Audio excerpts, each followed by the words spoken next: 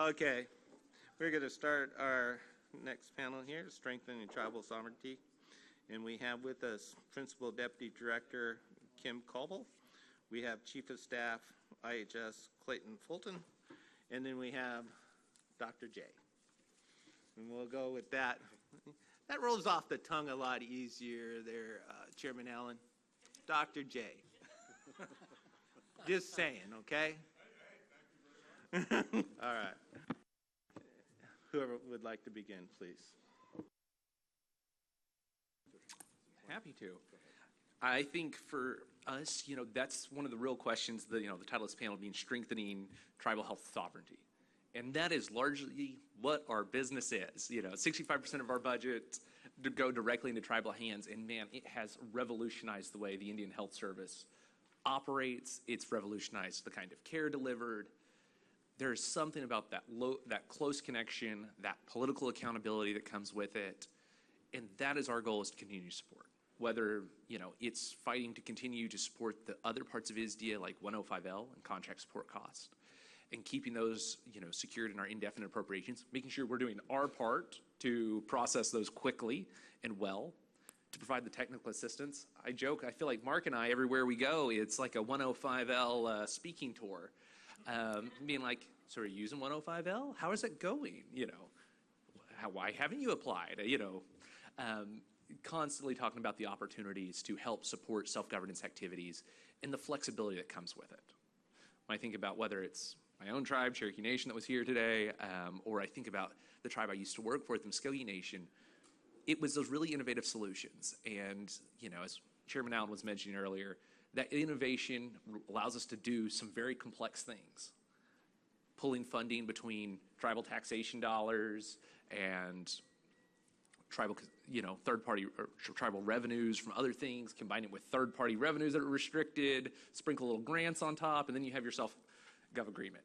And they get really complex really fast, but that's what's so amazing and fun about it. But it takes that localized connection. And so I think, when I think about Indian Health Service, that's what our goal is to be here and support, and also just make sure that we're doing our role to foster the system so that it continues into perpetuity.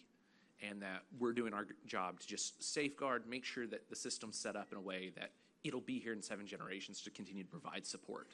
And so I think that's really, our role here is to let tribes do what they need to do and do what we can to make sure and foster the system to continue to perpetuate that. So I think that's the high-level point for us, and I will pass it off to Ms. Koval. Thank you. Good afternoon. The Administration for Children and Family remains committed to tribal self-determination and self-governance. It's grounded in understanding that tribes are best positioned to identify and meet the needs of your communities. We continue to support Indian Employment Training Related Services Demonstration Act Public Law, God, it's a mouthful, PL 477 is a key tool that enables tribes to design, integrate, and manage services in ways that reflect tribal priorities and strengthen community well-being. For example, ACF support works across 13 program offices in 77 tribal nations. So it's a large lift, but well worth the effort. And building on that commitment, ACF is advancing modernization effort guided by tribal input to reduce burden, increase flexibility, and better align federal systems with tribal priorities. I'll just close really quickly because I know we have a lot to cover. That we are keeping our goal clear is that the federal system should support how tribes choose to deliver services and not the other way around. And I'll stop there. Dr. J.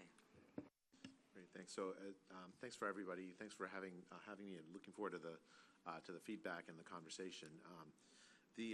As I mentioned earlier, I have these 2 hats, the NIH and CDC hats. So I promise not to take double the time. So it's I guess leave time for you all. But let me just start by saying both the NIH and the CDC honor tribal sovereignty, right? And I personally and the institutions remain committed to strengthening tribal health sovereignty, supporting the right of tribal nations to govern, design, and control their health systems, health research, and data for the benefit and the protection of the communities. We recognize that research developed and led and implemented by tribal and native communities is essential for addressing chronic disease and other health challenges in meaningful and sustainable ways. And this is important for both the research efforts of the NIH and also the real public health implementation efforts that the CDC leads. I have a whole bunch of updates. Let me just highlight a couple that I find really compelling. First, on tribal data sovereignty. Over the past 18 months, the NIH Tribal Health Research Office has conducted more than a dozen national and regional tribal community listening sessions to inform development of the NIH Tribal Data Sovereignty Policy. This work is being carried out by the Thoreau Office at the NIH in collaboration with the Office of Science Policy to ensure that the NIH Tribal Data Sovereignty is properly aligned with tribal research laws, protocols, governance structures. We've specifically waited to make this policy work until after we've heard from you all. So it's been a year of work. The protocol is it's currently being drafted, and it's expected to be ready for formal tribal consultation this summer. A second, and this is just, I promise I'll stop after bragging about this, but it's important enough that I should say it. We put in place a new Indigenous biospecimen policy, which I'm very, very proud of. At our September meeting, NIH just launched two initiatives: an intramural IRB policy for American Indian Alaska Native populations and guidance on the disposition of Indigenous biospecimens. Both are now moving into implementation. Research projects are actively moving through Tribal Health Research Office review under the new AIAN IRB policy. And then this is the really big one I'm again quite proud of. A new panel, the first of its kind at the NIH, has been established for intramural research. It comprised largely of American Indian Alaska Native experts and community members, and is currently recruiting additional members. The idea, I've heard from you all from last year, and I want to really take it to heart, is to make sure that you are at the table when these research plans are being made, rather than consulted after the fact. This will help make that happen. And the NIH notice on biospecimen disposition has also been issued, and tribal communities are actively working with the Thoreau to ensure that approaches align with tribal priorities and governance. The biospecimens that we analyze belong to you, and we want to make sure that we respect that in every single aspect of our research work. That research work is important, but it's useless if it's not part of how you think about the ownership of those biospecimens, and we want to honor and respect that. I have other things, but I'll stop. Let me just put the CDC hat right now really quickly and just say the CDC also supports programs and funding structures that reflect and advance tribal sovereignty. We're thinking about flexible funding mechanisms that enable tribes to lead and make decisions. In particular, I've heard a lot about how sometimes you have difficulties with states, that we give money to states and then sometimes it's difficult for tribes to get access to the public health money through the states. And I'm personally thinking, and the CDC is thinking about how to make it easier for tribes to get some of that, some of the funds that you all are eligible for more directly, cut the red tape, and have sort of more direct funding. We invest invest in the workforce and infrastructure as the foundation for tribal self-determination, where the tribes set the priorities, the tribes define success, and the tribes determine how resources are used. And the CDC will support these priorities through funding, data, and technical assistance. The OTASA office at the CDC, led by Captain Damien Kilsback, is very much open to hearing from you all about what's working, what's not working. We want to listen to you and adopt practices that have at its heart tribal consultation, respecting tribal sovereignty.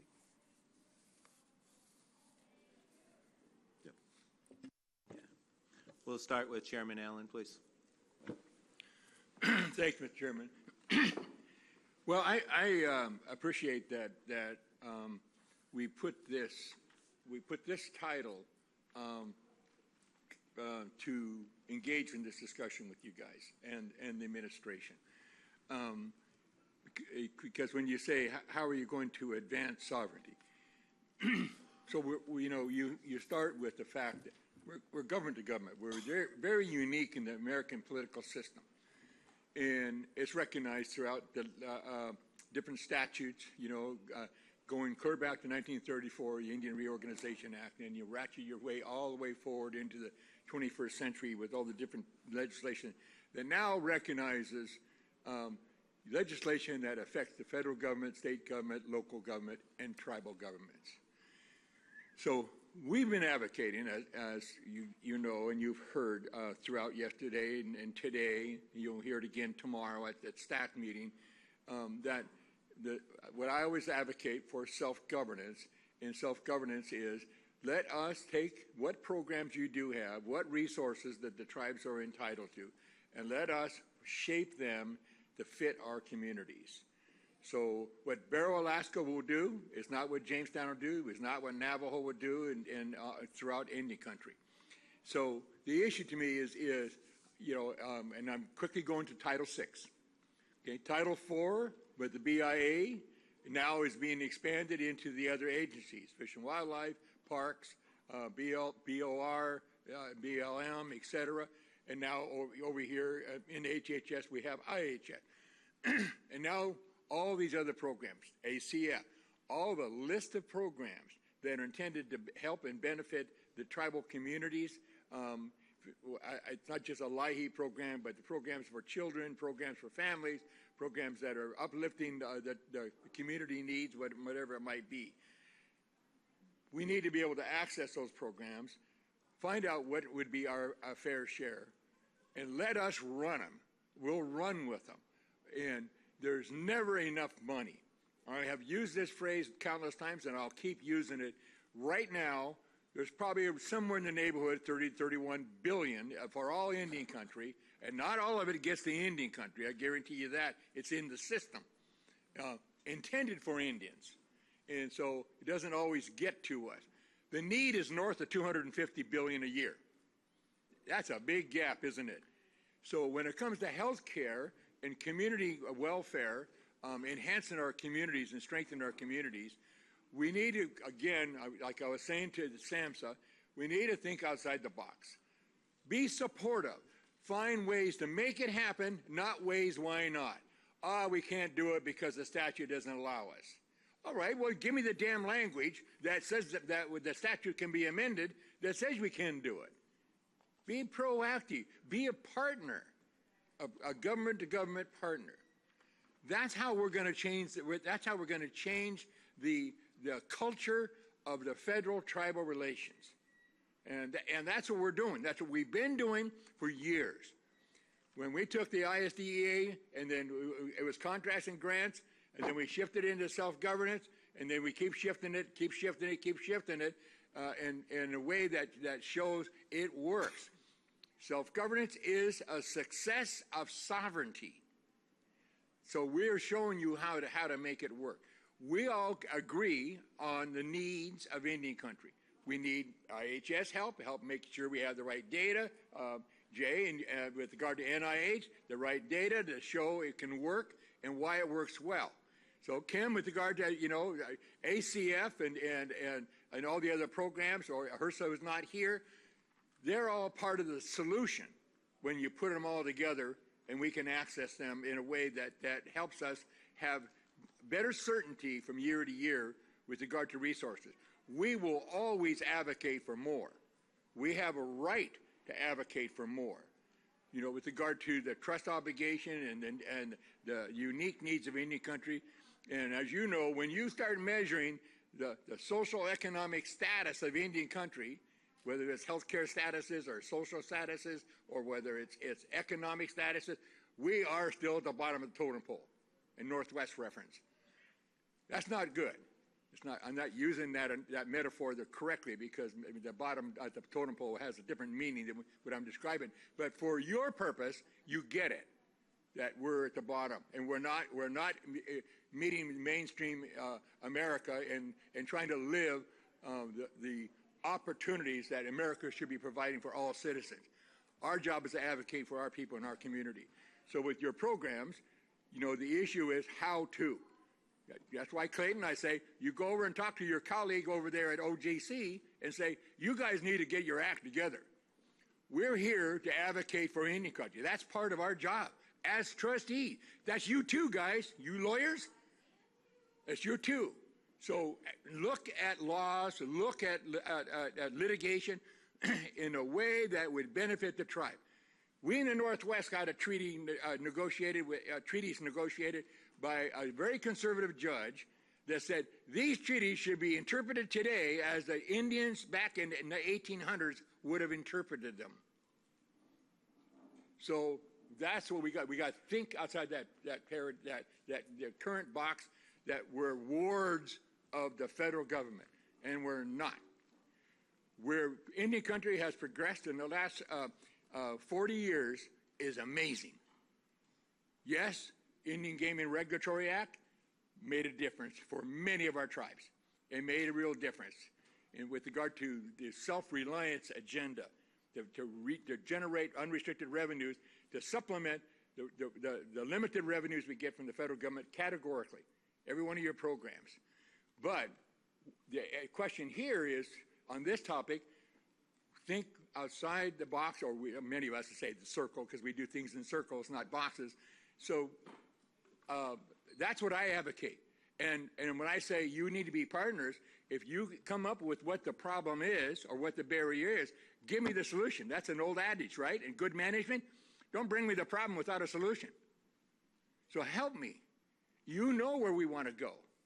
And so that's what I would advocate here with regard to this topic, because we're talking through the level of needs categorically. Every one of these programs that you guys gave us this long list of what your proposal is for 28, I get it, and we look at it and I go to the bottom line, wait a minute, we're losing money here. What's going on here? What happened? Moving money around. And in all fairness, Mark, we worry. We don't object to reorganization, but we do object to losing ground. So those are my initial comments. Sorry, I'll get back off my soapbox. Vice Chairwoman Greninger, please. Good afternoon to you three again. Lonnie Greninger, Vice Chair for Jamestown. Hold on, Ron, I might ask you for some help on this. So we saw Secretary Kennedy come to self-governance just a couple weeks ago, and he was standing on that stage affirming tribal self-governance for probably a good 5-7 minutes. Whatever his speech was, he was affirming us for that whole time. So now what we want to see is the walk matching the talk. And so so we're talking about self-governance. A portion of self-governance is 477. So ACF specifically, we want to see 477 broaden. We happen to have, and I don't know if any of our tribal leaders around the table here are part of the tribal self-governance work group, but there was a report done, between 5 and 10-ish years ago, where tribes were analyzing all of the ACF programs that could fall under self-governance in 477. So, Kim, I don't know if you and your leadership have a copy of that, but I can send it to you to show you what tribes are seeing from our perspective as programs that can easily slide into self-governance and 477. We as tribes are so confident that we can manage them and meet all of the goals of the administration as well. So when we're talking about ACF specifically in 477, that means we're talking about Head Start and child support right now, because those are the ones that seem to be causing heartburn between our sovereigns. Head Start was approved, a year or two ago? And if our colleague from Cherokee was here, I know he mentioned this during our tribal caucus, he would be asking, why did some tribal Head Start 477 plans get approved and now some aren't? So we're seeing discrepancies there that I would want to see the administration look into with that. But we need funding support to keep these 477 and self-governance plans going, and we need consistency. And again, going back to what Chairman Allen is saying, if there's a problem, because I know that one of the big concerns when we were trying to get Head Start approved in the first place is, well, statutory. The statute doesn't say we can do this very easily. Well, let's fix it then. But somehow it got approved, so we must have found a workaround. Child support, most newly approved 477 program, now it's getting taken back. Why? We need to know the barriers, and we need to fix it before it just gets ripped away from us again. Because every 477 and self-governance program that gets approved, we're like, yes, another step for sovereignty. And to have it taken back, ooh, that feels really bad. So we want to work with ACF on these things. So I'll make sure to send that report to you so that ACF is able to see what programs we see confidently can move forward in that way. And then, Chair, did I cause confusion between self-governance and 477? I want to make sure everyone properly understands the difference. I just want to make sure people know that 477 is for a very specific purpose. Mm-hmm. It's trying to enhance the opportunity for jobs and employment in the community and elevate the community to become employable or employed. It's very focused. So that's why it's coordinating between HHS and DOI and labor, et cetera. So, but self-governance, it's all encompassing. Everything is in the hopper. Everything that we deal with regard to tribal affairs. So you're only part of it. Your HHS and the DOI does their stuff, HUD does their stuff, and we want it all in our hopper. We want control over all of it. And quite frankly, so 477 is a good program. It works. It's successful. And so we just need to try to do our best, and we need help to remove why they're trying to take programs off that are programs intended for the intent of 477 to use those resources more efficiently. Councilwoman Frias. Yes, thank you once again for being here on the panel. There's a lot of great things that we can do when it comes to self-governance and also innovation. So one of the things I want to talk about was the CSC and the 105 leases, and also just to expand on the 477. I bring this up every meeting about the importance of 477 model. And sometimes people misunderstand it and say, well, 477 is for labor and education. You know, it's for government, workforce, and education.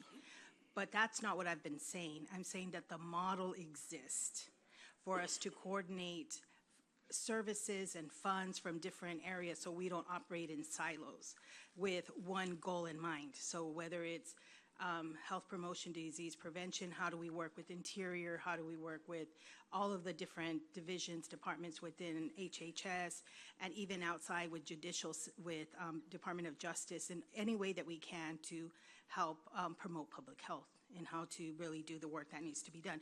So don't get fixated on just it's 477. It really is, look at the model and think about models that can be created that work with us, that help us to provide the services that we need to provide in a most efficient way and ways that make sense to us. The CSC is really important, and the 105 leases is important because that is another area where we've been able to do stuff instead of waiting for stuff, right?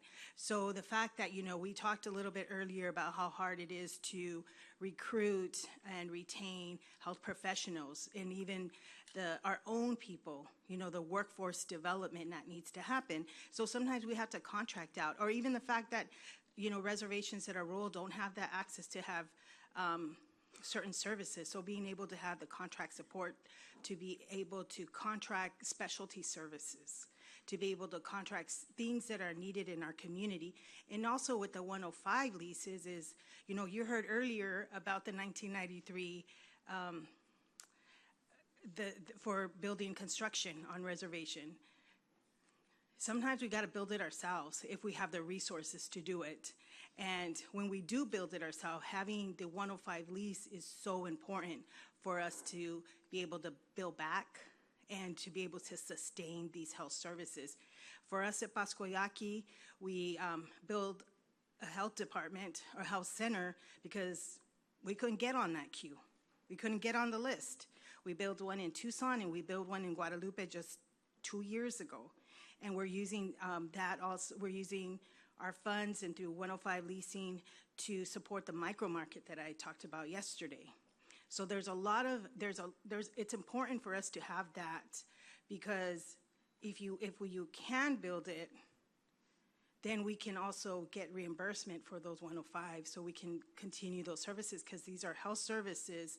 These are things that should be done through IHS, that should be done through our trust responsibility. And so having that option is really important, and continuing it and having it permanent funding, because we always have to come back and we have to advocate and we have to say, like, okay, this is what we're doing, this is why we need it, and we just need it to be permanent, and we need to continue to increase it as the demand increases. Thank you. Councilmember Cutts.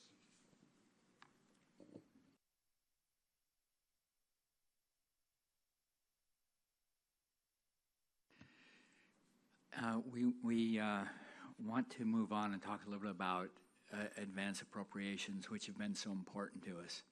And there's some components of the IHS budget that we think still should be in advance appropriations. We know, for example, that there were some changes in the proposed president's budget, which moves money from sanitation, from health sanitation, to put into the EHR. As far as I'm concerned, that's just like moving the deck chairs around on a Titanic. It's still a sinking ship. You know, when you just move the money around, that doesn't gain us anything. We would like to have sanitation facilities construction, healthcare facilities construction. All these things should be put on a advanced appropriation, so that they don't get retracted out and some other things, and so we can try and work on that. When we talk about the sanitation facilities construction, when you need new sanitation facilities is because we're growing, but we're at the same time we have aging infrastructure that's falling apart, and so with my tribe, I mean, our state-of-the-art sanitation plant is what, 11 years old, and we're having to expand it, and the construction cost to expand it. You know, if you wait 1 or 2 years, the price doubles and triples. It's unbelievable, and we're having to redo our injection wells and things like that, and that's to maintain a state-of-the-art system. So the maintenance of these things, in order to extend their life is so important to have the proper money there. And so we're seeing across the whole system sanitation on our reservations with our houses and our facilities, just the infrastructure is dying and not being kept up. And so reduce something in that, in such an important area, is something that we shouldn't be doing. That needs to be more, have to have more money. And I will tell you, I'm just going to talk to the Alaska people. There's people up there that don't even have any sanitation facilities, and now with the global warming that's happened up there and what's happened with the permafrost, I mean, they can come down to you and tell you whole stories about the lack of sanitation facilities and the lack of appropriate water and things like that, just for the most basic healthcare stuff up there. So, and if he wants to have some addition to that, I mean, I've heard the stories over and over and over, and it just gets worse and worse and worse. So thank you. Well, I'm going to jump on that invite. So, you know, this year has been one of the most craziest weather patterns that we've seen in a long time. And so we had below zero for over 80 days in our area, and the coldest some of our communities was below 70 below. In the interior, we were seeing like minus 60. I'm saying all that, jumping forward.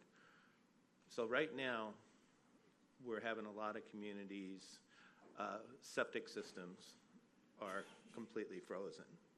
And trying to unthaw those, and without any operation and maintenance, it becomes really impossible to keep it going. I've been having a crew for a couple weeks working 24/7 to keep them open. And because we're not able to afford that continuously, we're having to cut back and start working 8-hour days. And so then we start getting in this fight of we make a little gain, we lose a little bit, we make a little gain, we lose a little bit. And so I still have houses that don't have no septic system. And this has been a crazy situation going through all the time. In Alaska, you still have homes that are not connected to running water. And, you know, just coming out of the pandemic, what was the first thing they told you to do? Wash your hands. And is that in the same basin that, you know, people do, or what, you know? And so we start looking at that, and we start saying, okay, this stuff don't make any sense. But I think it's really important that we, you know, as we start taking it on, we have to look at that operation and maintenance issue really head on and say, this is an important issue that we need to talk, because if we're going to be responsible for these systems, we need to be able to manage them without taking away from other programming that provides direct care. And so I'll stop right there on that comment. I can continue to roll on this, but I think the point was made. And just so I do want to make one point. And some of the problems, he talked about the weather changes impact. We had a community that actually lost a whole lake, so much bank erosion because of the permafrost melt. They've been having to move houses for the last 3 or 4 years to try to make it through that. Main water lines are threatened. All this stuff happens because of what we're facing up there. But people are still going and getting water from the river. And, you know, with the aging infrastructure that we have up there, it's really hard to maintain. I have like a 25-year-old system that I have to try to find new pumps for. And they're hard to find and hard to replace. And so these are systems that we got to constantly look at and see how we're going to be able to operate and continue to keep our fresh water flowing, our drinking water flowing, and able to keep people from having to go back to the honey bucket. And so, and then there's the homes, of course, in communities that are still relying on them 100%. Okay, that being said, I'm going to jump and Vice Chairman LeBlanc. Yeah, I was just taking some notes here. So just some key talking points that I've been using since last year. First of all, thank you guys all so much, and thanks Secretary Kennedy for reestablishing the throw office and bringing everybody back.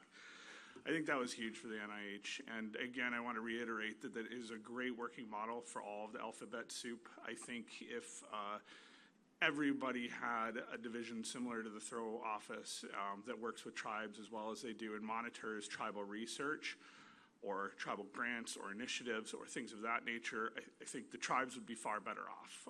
It would help us communicate interdivisionally and have you guys work together a little more fluid and efficiently, as well as working with tribes a little more efficiently.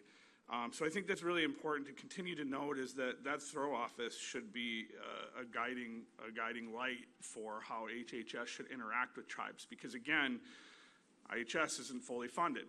We say this over and over again, and I hate to hit the same talking points, but repetition puts it into your memory, and we rely on all of HHS to take care of our people, as well as third-party revenue, as well as some of us, our casinos and our economic endeavors, because health is first and foremost. There was an article by Bishop Berga, known as the Horseshoe Priest in my region, where he literally is quoted in there saying that these people, as in us, have no monetary value other than health and longevity. So that was his take on our society when he entered into our communities in the 1800s. I don't know, getting my dates mixed up. 1600s was colonization, 1800s was the Horseshoe Priest. But that was his take. Still in the 1800s, we valued health and longevity over anything of monetary value, over anything of trading value. And look how far we've come. We're on the bottom of the list of everything, and that's not a good thing. Or we're on the top of statistics, which is even worse. And we barely made a dent in that with some of the programs. But the programs that are available to us, with the limited fundings that we have made progress in our communities. So we can show that they're working even with limited funding. But the problem with limited funding and the competitive grant nature and things of that and formulas and all that other stuff is that does not address the health care of tribes as a whole. It pits us against each other, and all of us have the same goal, is to take care of the health of our people. And the health of our people is not just one segment. It's not just an arm. It's not just a leg. It's the body as a whole. It's holistic health care. And your divisions, while they're segregated, I actually kind of like the collapse of the divisions. You know, it's probably not a popular opinion at this table, but the less divisions that we're going to have to deal with in the future, the better. And then hopefully they can integrate with each other and work a little more efficiently, noting that, you know, SAMHSA, HRSA, CDC, NIH, those things are all interrelated. HHS as a whole is interrelated, but the silos that the government has created over the years has created distinct divisions where people don't communicate, either because of ego or because of legislature or funding mechanisms, right? And what we're asking is that we get around that somehow, at least working with tribes, because it can strengthen our communities as a whole if we can not fight with each other for the limited funding, but work together for the funding that actually works.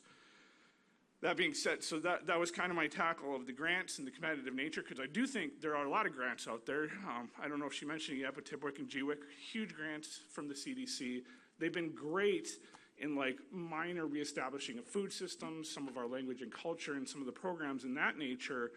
But the funding is so minimal, the impact is small, but the impact is there.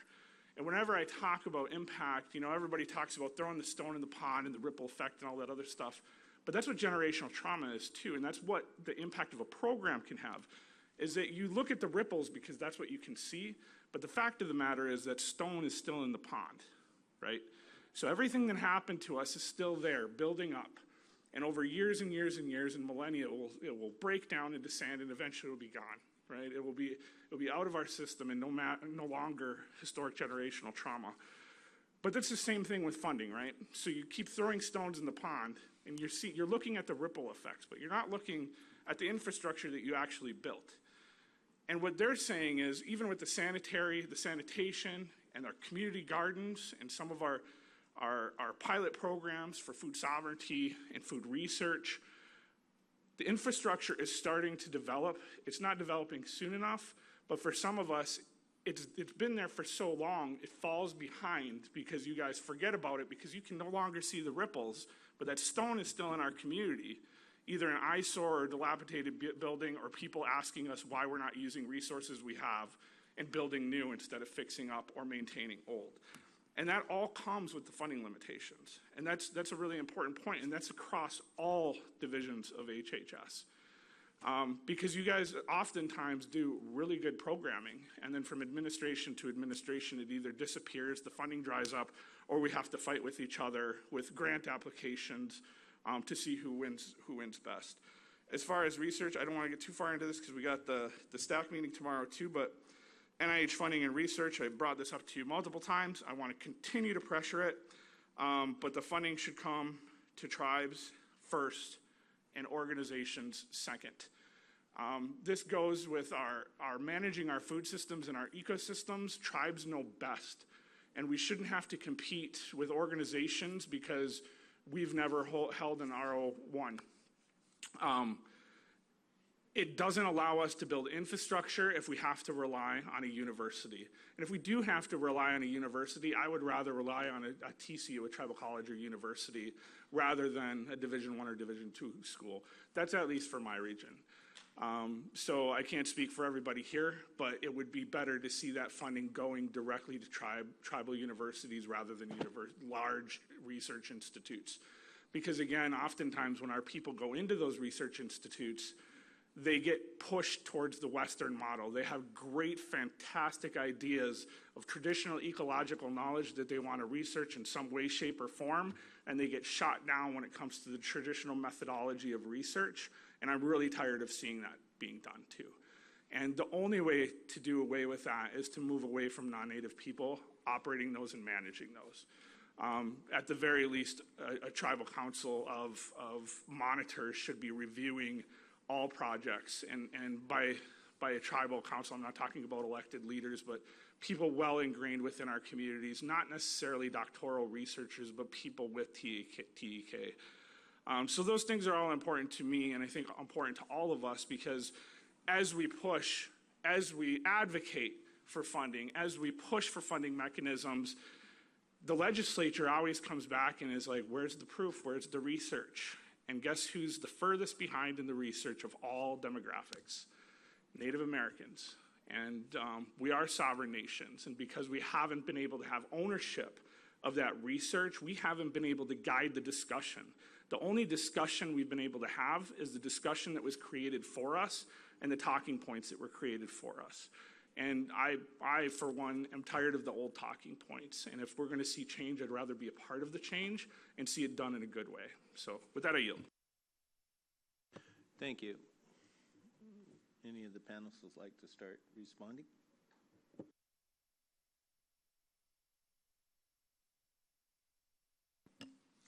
Okay, so there's a couple of things that were said that were sort of outside of my scope as CDC or NIH, so I'll just focus on the CDC and NIH.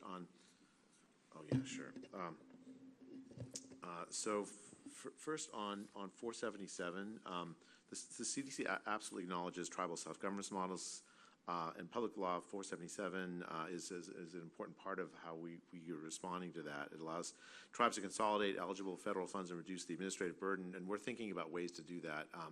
If there's specific ideas that you have, please contact us at the CDC, including specifically at Captain Damien Kilsback in the OTASA office. I mentioned this earlier, this is in response to another comment. We're working to the Throw office at the NIH is absolutely a fantastic model of how we can get feedback from tribes. It sits in the Office of the Director. I found it tremendously helpful because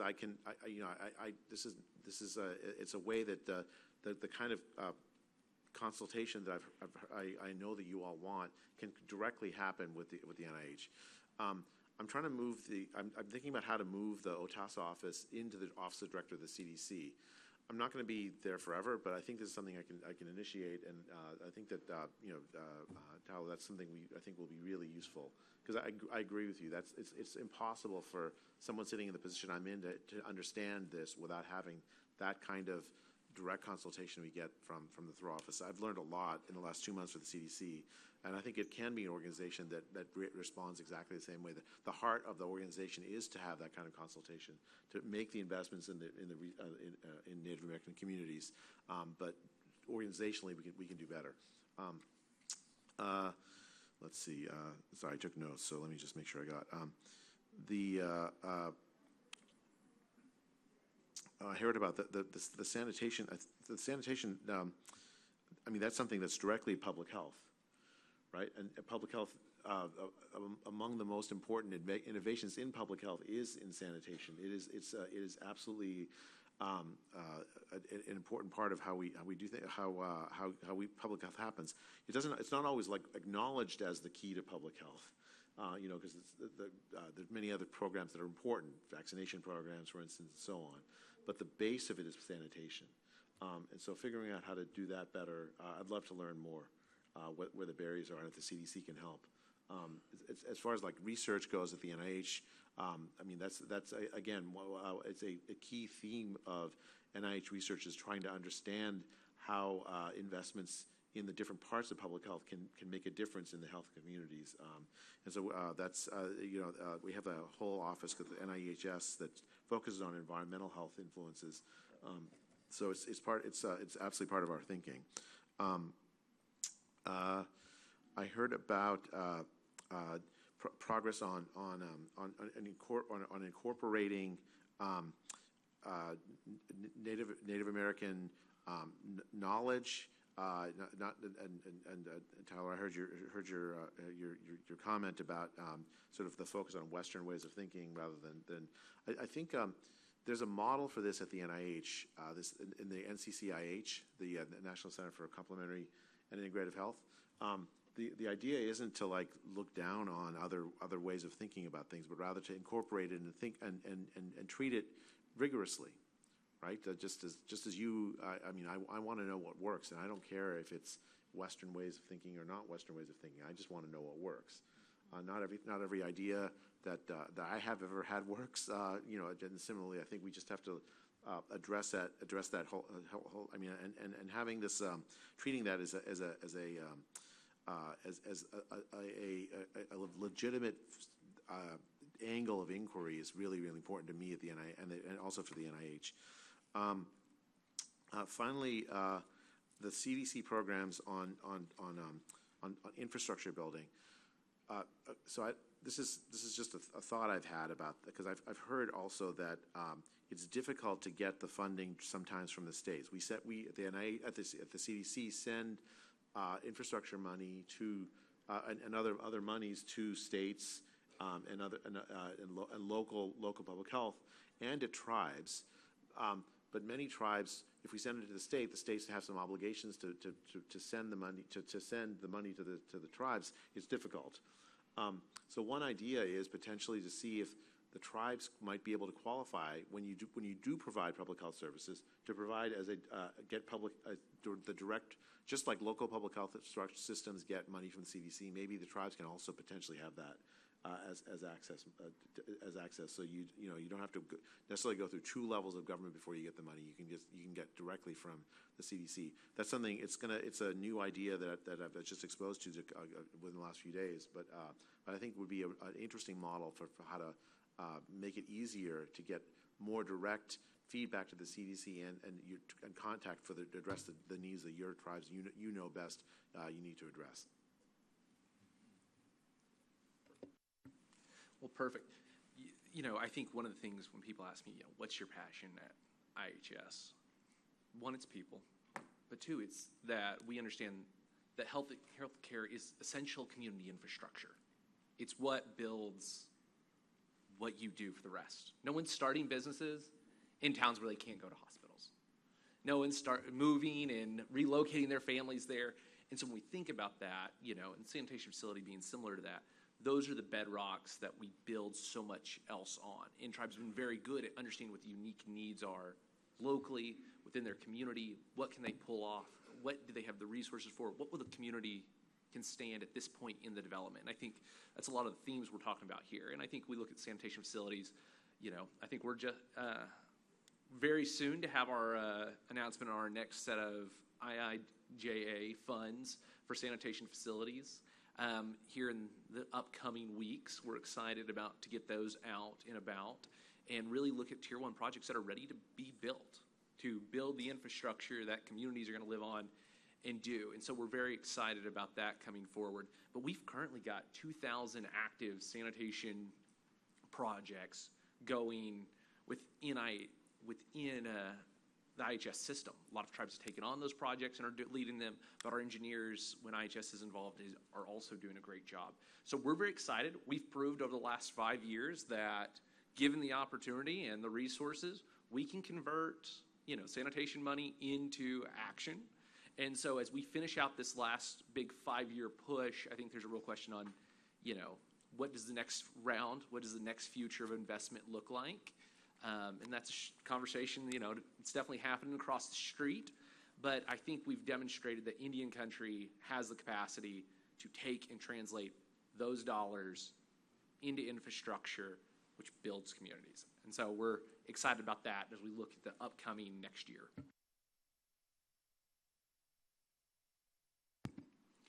Just very briefly, to circle back to Vice Chairman Greninger's comments, we absolutely want to work in partnership with tribes, especially as we're looking at the 477 Head Start. Those are pretty specific details with those tribes that I'm not able to disclose, but we are actively working with them. Actually, we're working across all of them. And then I hear what you're saying in regards to child support, and I will take those comments back to leadership. We are actively engaged, though, in Title 4B, in child care funds, in the prevention dollars, and that is going along quite well, as well as community programs. And we value our relationship with our TAC and getting feedback from folks on the TAC as well as through the consultation process. And just as a brief shout out, we would really love to hear from the Nashville area, the Albuquerque area, the Phoenix area, and the Billings area. And if you're here in the room, please come see me, because there's a space on the TAC for you, specifically for you. And we would love to have you come join us. But in closing, we really do appreciate the privilege to work with our tribal partners and want to hear the feedback and knowing how we can be better partners to you as well. All right, and that concludes this panel. We want to thank you all. And wait, we got some. Don't let him off the hook that fast. Yeah, hold on, me too. We got him. We want him. No, I'm just kidding. Okay. So I have a question, Clayton, and this specifically touch on the infrastructure question. There's some provision in the appropriation that doesn't allow you to coordinate with HUD projects. And what do we got to do to get that removed? Because you should be working with sister departments for the benefit of housing and healthcare, the sanitation program needs help, needs more resources, got it. But then the coordination with existing projects, there needs to be better synergy between the two to help us do the job. Because Victor, it's not just in Alaska, it's elsewhere too. We have the same problem. We shouldn't have that problem. It's like build a house and then call up IHS and we need sanitation now. Or that becomes a problem. I can't build a house till I have the sanitation in.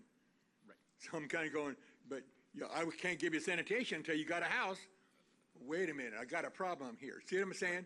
So we need to fix that problem so that that we can deal with housing, whether it's one house at a time or multiple projects like you see in the HUD housing. No, I think you raise a good point, right? That's one of the things about the system. We think about what is efficiency. It's, how do we put resources together to actually drive impact? And as Chairman's referencing, there's currently a prohibition on new housing funds that you get through the Indian Housing Block Grant and using our SFC program to connect new homes. And so the program was originally designed, was focused on serving existing homes that don't have water, and then, NAHASDA provides funding for construction. And so Congress kind of made this division saying, hey, this is for new homes, HUD funds needs to be used for existing homes, IHS. And we all know things get much more complicated on the ground than, drawing that nice, beautiful, distinct line between the two. And I think that's something we could definitely look at and think about whether submitting an A19 on the next budget makes sense for that. And so wait, what's an A19? An A19 is the formal way that an agency puts together a proposal change of legislation, and we submit it up the chain. To OMB and up HHS, eventually to OMB. Okay, and got they it. tell us whether they're going to forward it on or not. But I think that's something worth considering is, if that's what it takes to kind of move further in self-governance where we're saying, hey, here's the money. We know a lot of tribes are taking those funds anyways, serve it in a way that fits best. When we talk about our Alaska community that's having to relocate the whole town, right? They're building new homes, but not for the sake of just new development. It is really relocating the whole infrastructure capacity. And if we can take dollars and best put them. So I think that's definitely a consideration. That's one of the things we're starting to gear up, looking at the next year, is saying, what are the things that we're, want to start moving towards from the formal process to suggest legislation. Now, obviously, across the street, they can do whatever they want, whenever they want, if it sounds like a good idea. But I think that's it's a good moment to have it. I think there's lots of conversations about NAHASDA housing programs going on right now, and it may be a good time to have conversations at various levels about fixing something like that to provide additional flexibilities. So I think you raise a good point, Chairman. We don't want artificial barriers keeping us from delivering impact. Good.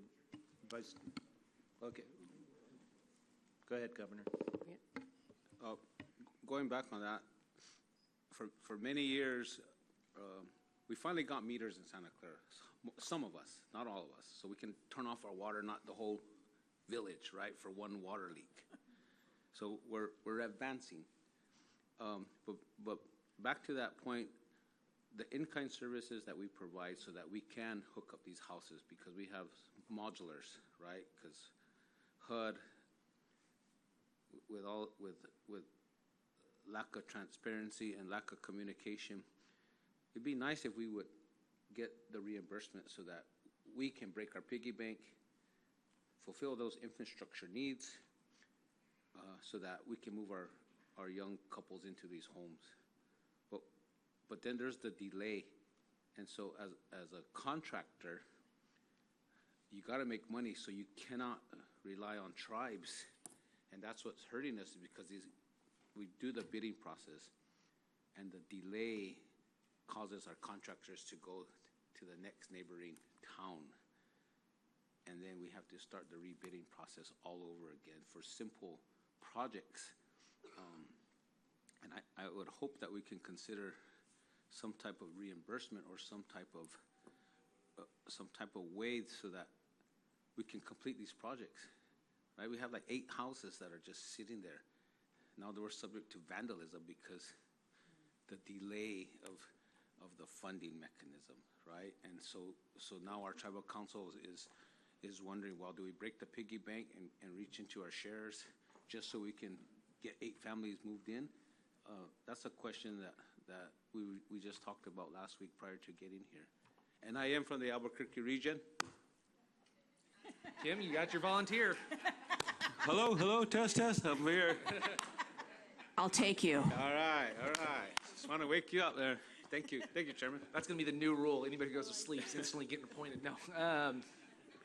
Mr. No, Mattins. I appreciate it, Governor. I would be curious. So are those houses, are you having issues mostly on the Nahasda side, or is it on my side at IHS with SFC? Well, the infrastructure's on the IHS side. Okay. And the modular homes are on the Nahasda side? And so, Okay. but these are simple fixes. Right.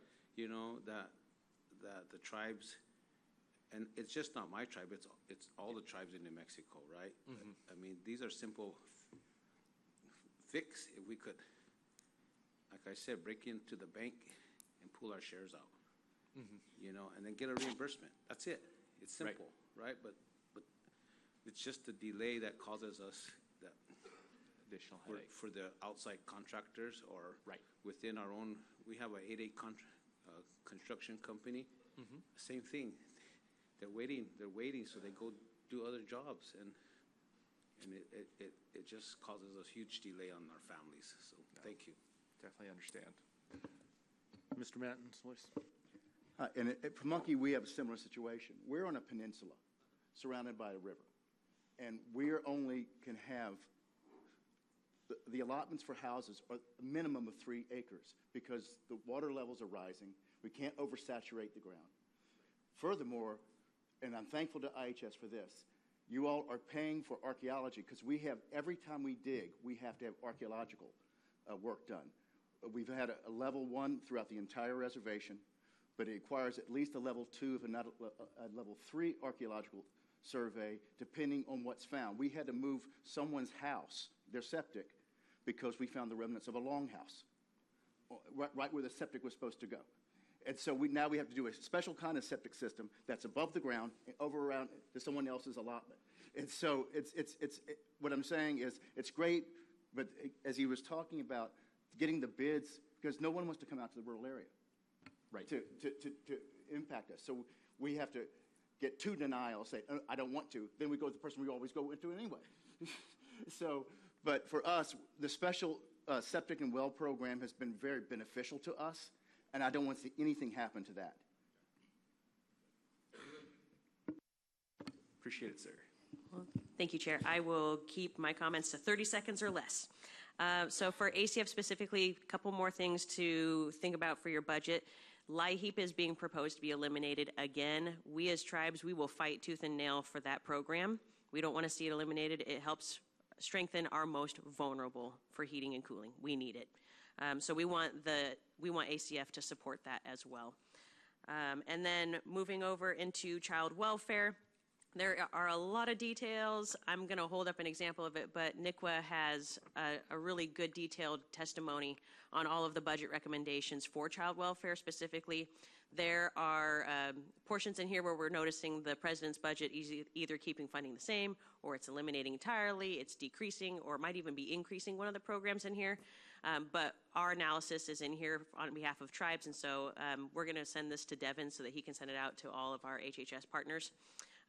But wanted to just highlight here in the last minute that tribal child welfare programs, we receive 0.5% of child welfare funding, but we serve about 4% of the entire country. So we need our funding to be bolstered so we can adequately serve our communities through child welfare programs. And that is everything from adoption, child support, all the things, right? Foster care, tribal court systems, capacity building for staff, all of that. So I won't belabor that. The details are in this testimony. We'll make sure to forward it to you. Thank you, Kim. Thank you. And our last speaker will be Ms. Yazzie, and then we'll have closing comments, and then we'll move into our next session. Thank you. According to the Navajo Nation Mortality Report of 2015 and 2017, cancer is the third leading cause of death for both Navajo men and women. The Navajo Nation is respectfully requesting to increase colorectal cancer funding and support, and it seems to continue to be minimal, and we need more advocacy for this, and this would be for the Public Health Services Division. And speaking for our data, the Navajo Nation is really pushing to this council, to this team here, to this leadership to support tribally led public health preparedness as a national priority. We are government to government, and we should be treated as government to government. We need something that's long-term, that we have flexible infrastructure, and not just a surge funding to say, hey, this is what you need, and then it ends. Elevate indigenous models of health sovereignty and public health leadership, and strengthen interjurisdictional planning with tribal nations for future outbreaks.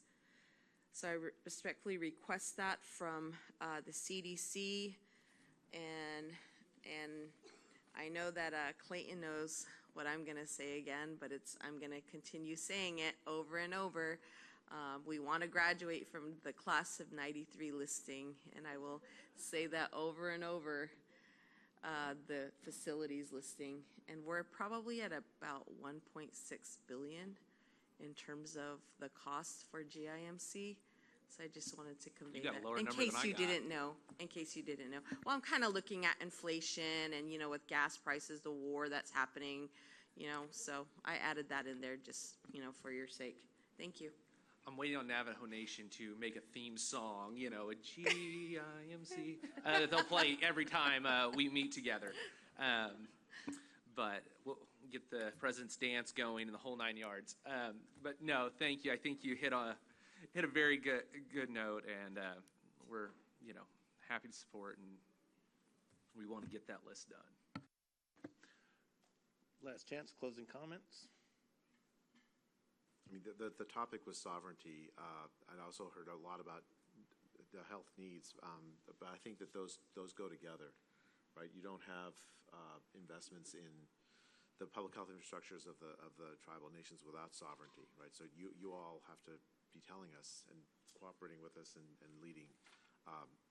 Let me know how I can make that better. At the time I have left at CDC, I know for a fact that the new director is also going to be as enthusiastic as I am for that. So looking forward to that. It's the same thing with the NIH. Structurally, I think the changes, like the throw office being in the office director, are the way that we can communicate with each other about these needs. Thank you so much. I just want to reinforce that the Administration for Children and Families is absolutely committed to tribal self-determination and self-governance. And we are firm believers that we want to see strong economies. We want to see strong, healthy people, and most importantly, strong children and parents and caregivers. And it's been a privilege to be with you the last 2 days. I'll see you all tomorrow at STAC. Well, perfect. Well, we talked a lot about infrastructure, in our sovereignty panel, but I think that's because at the end of the day, sovereignty is really about being able to solve problems for your community. And that's the theme we're hearing, right? Is how do we empower tribes to go and solve the problems in their community, whether it's infrastructure builds, whether it's resources, programmatics, all those things tie together, because at the inherent, that's the reason sovereignty is important. It enables us to make impacts into lives. And I think that's really what our theme here has been today. I've really enjoyed this robust conversation over the different approaches we can take, because we know that things are not simple. We're dealing with a variety of tribes and a variety of geographies and a variety of programs, But I think we're starting to discuss how do we make that menu of options, 477s, block grants that keep us from having to apply and compete over and over and over against each other all the time. Self-governance compacts. Those are all things on the menu that are providing more flexibility and different tools that can be applied in different ways. And I think that that's a very great and robust conversation. I've appreciated everybody just taking the time to share and contribute to those thoughts. Well, Victor, you raise a good question, a good point, Clayton. When we talk about infrastructure, we were just talking about relative to housing and HUD housing, et cetera, and who should cover those costs. We almost were talking about it mostly just from the tribal citizen perspective, tribal community, but we have a workforce community, and that's a part of the solution. So I don't know how this conversation can translate interdepartmentally. We used to have a White House interdepartmental conversation, and I would urge and encourage Secretary to be advocating for it, because there needs to be better collaboration. So infrastructure is critical for everything we're doing. Our commerce won't be successful if we don't have infrastructure. It's not just roads and bridges. It's the broadband capacity and so forth. So where's transportation on this subject matter? So and should HUD have a separate budget for infrastructure for their housing projects? How do you quantify that so that they're not dumping their problem? We're going to build a house. You guys over at IHS, provide the sanitation. But there are other sanitation needs. Victor identified some good examples. So where does this conversation go, Mark? This is where the Secretary can wade into this conversation with his colleagues and the other departments in terms of how we move the needle of a more holistic collaboration. It's all relative to health care. Health care has a nexus to every one of these topics. And so I don't know how we move that needle. So I just throw that out as a suggestion to not just write it down in notes. Here's the notes that I got from 2026 for 28. So noted. Thank you. But what do we do with it, right? Right. And I think there's some really good examples of this. I mean, if we take 477, right, which is ultimately about building human infrastructure, right? Human capital, job development, workforce development, and it's models like that allow you to go around and collect resources from the various agencies towards building that segment of infrastructure. I think something in that vein is probably a good tool to be leveraged other ways in looking at that 477 model, as the chairwoman discussed, as a way to, pull resources around and target specific infrastructure problems. I know we try to do this really well with our EPA partners and on sanitation facilities, and they have money for specific water projects. We're doing water projects in Indian country, so we worked together for several years on using interagency agreements to try to put those together so we can make the most impact. And so I think figuring out what those clever ways are, especially when you have great tribal leaders who are on several attacks across the government, whether it's Treasury here, et cetera. I think, continue to promote that agenda and looking at what it is we can do. We're going to continue to find people who have resources, both in HHS and outside of HHS, where we can find natural synergies to deliver the most impact per dollar. I'd like to continue that discussion tomorrow at STAC, Chairman. And so let's try to flag that one. One more comment. We got a hard stop at 3, Governor. If you can make it real quick. Just one quick comment, please. When you talk about using other departments to better our community, unfortunately, in Santa Clara, and we had to take over our own school and do away with the BIE, and now we're taking over our Head Start because of the issues that we're having with the government, and it shouldn't be that way. But it's for the betterment of our children. So now we're going to reintegrate early childhood and Head Start to our community school, because because our hands are tied with the government, and it shouldn't be like that, and we're supposed to work together, and that's what I talked about earlier, about the trust responsibility and the handouts. But then our hands are tied because we don't meet the enrollment because of COVID. We don't do this. We have to have all this fancy stuff on the playground, otherwise we get dinged, right? That's not for us. And each community is different, and that's the sovereignty that we want. Let us have the money so we can do, because we live it every day. Thank you, Chairman. Thank you. And we're going to close the panel right now. I want to thank our panelists, and then we'll start our new discussion, the Indian Health Budget presentation. So please, thank you, Dr. J. Ms. Cobble. Round 3. Yeah.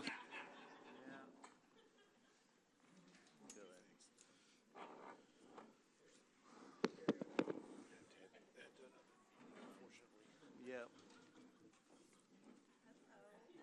Clayton, you should go change your jacket.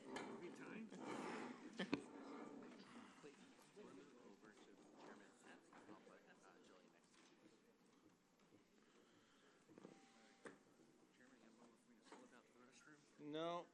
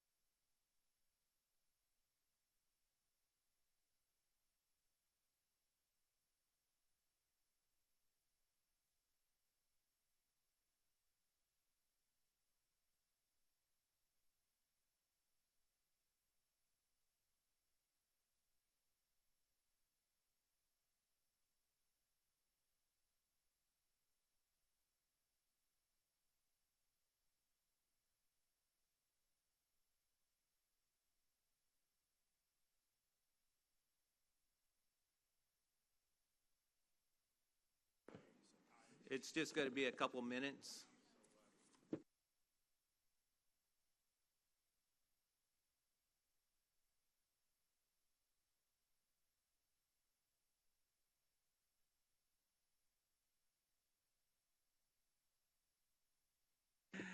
All right. It's one I keep quiet, so you never have to wait in line. Okay, let's go ahead and get going. Here's the discussion, folks. It's my understanding that we have a hard stop at 3, and they're asking us that we're all exited from the building by 3:15. I guess they got something else going on. I don't know. I'm just telling you what I'm told. They just don't trust Mark after that hour. So, that being said, let's go ahead and get this rolling, and we'll turn it over to our panels. We have Senior Advisor Mark Cruz, we have Chief of Staff Clayton Fulton, and then we have the Director of Office of Finance and Accounting for IHS, Julian Curtis. So please, you'd like to begin. Perfect. We'll just jump right into tribal questions, make sure we give you plenty of time to address anything that you have concerns about. We'll just start into our presentation. I don't know if everybody gets to see the screen, correct? Oh, okay. I didn't even see that. All right. For some reason. Okay, that being said, quick introduction. Once again, good afternoon. I'm Victor Joseph. I'm the Executive Director of the Native Village of Tanana and co-chair of the IHS Tribal Budget Formulation Work Group. I'm Steve Kutz, representing the Portland area. I'm a tribal council member with the Cowlitz Indian Tribe, and I'm one of the co-chairs also. And good afternoon. My name is Richard Matins. I'm the Executive Director of the Pamunkey Indian Tribe, and I'm one of the co-chairs as well. Okay, just so you know, one of the things that we did this year was very purposely. You do have a book over here that covers all of our priorities. The one thing we took out was the Alaska areas, or the area stuff. And so it really thinned it down a little bit. But all that is online and could be located at NIHB. And so all that information come out. And then so you can go and look at those. So we'll just go ahead and begin. Fiscal year 2028 National Tribal Budget Formulation Work Group requested for IHS is titled Aligning with Federal Trust Responsibilities Through Full Funding to Make American Indians and Alaska Natives Healthy Again.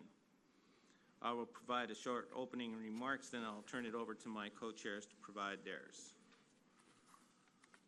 What's this slide two?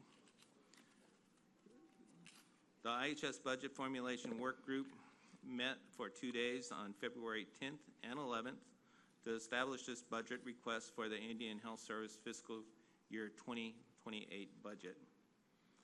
IHS projected a needs-based budget of $76.1 billion for fiscal year 2028, with the enacted budget for IHS only at $82 billion in fiscal year 2026.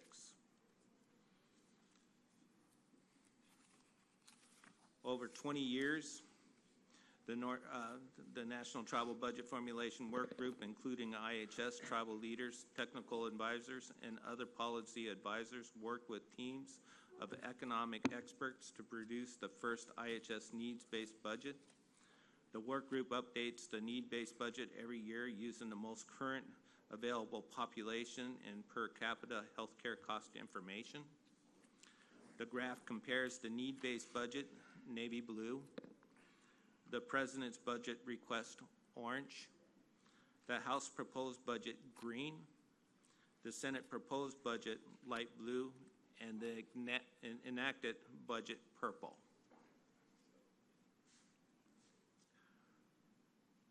The graph begins with year 2021 and goes through 2028. The IHS needs-based budget base cost estimate for FY28 is $76 billion. The number includes an estimate of contract support cost and sections 105L lease agreements. Steve? So the three of us are representing the 12 areas, and I want to say that much of our work that we did together was almost like the talk we had today. I wish that we did not, every time we come together, pit the purchase and referred area dependent areas against the hospital and clinic dependent areas, against the ones that really need the Indian Healthcare Improvement Act money to raise everybody up to the same level of need funding, and health and healthcare facilities funding. I mean, we all have different high priorities, and we have to agree together. That just shows how incomplete this budget really is we have to fight these battles back and forth that we should not have to fight. I want to say that moving forward. Thanks. I will now be reviewing the National Budget Formulation Work Group recommendations for 2028. So our first request is to honor tribal sovereignty by protecting and preserving the trust responsibility, treaty obligations, rights to tribal nations, and the preservation of the American Indian and Alaska Native programs and services. Tribes have a unique and legal political relationship with the United States, recognized in the Constitution, treaties, statutes, court decisions, regulations, and federal policies.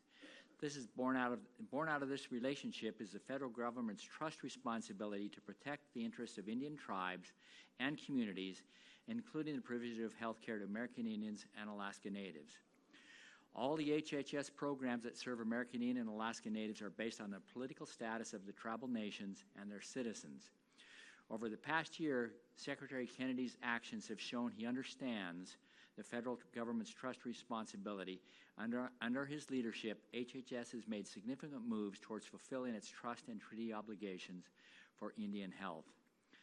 Secretary Kennedy must ensure that all programs and services provided by operating divisions other than IHS that serve and support tribal nations, tribal citizens, and tribal communities remain protected and are not subject to reductions, eliminations, or eliminations. Thank you. Our second request is to provide full and mandatory funding to the Indian Health Service at $76 billion in FY 2028. As we all know, IHS is chronically and severely underfunded and is estimated to be currently at about 11% of the true need. The agency currently provides funding for 605 hospitals and clinics across 34 states in both rural and urban areas. However, in the urban areas, there are several areas in which very large populations of Native Americans, Alaskan Natives, they don't get the service because they're either out of a PRCDA or there's no urban clinic there. And so it makes it impossible for certain tribes to reach out to their communities and offer them care in any effective way. I also want to say that that many tribal citizens cannot access care, and I want to emphasize access. Availability doesn't mean accessibility. Just because something's there doesn't mean it's easy to get to, and we want to emphasize that with this request. IHS spent just over $4,000 per user in 2023, as opposed to the national average of $13,500. This has got to be improved, please. And as we all mentioned earlier, PRC is woefully underfunded, and there are many gaps in service areas where, as I mentioned before, facilities and needs can't be met. Finally, I want to say that as you read the 2028 budget book, the work group's program expansion recommendations are prioritized and presented in the executive summary. If you could take a look at it, we would appreciate it.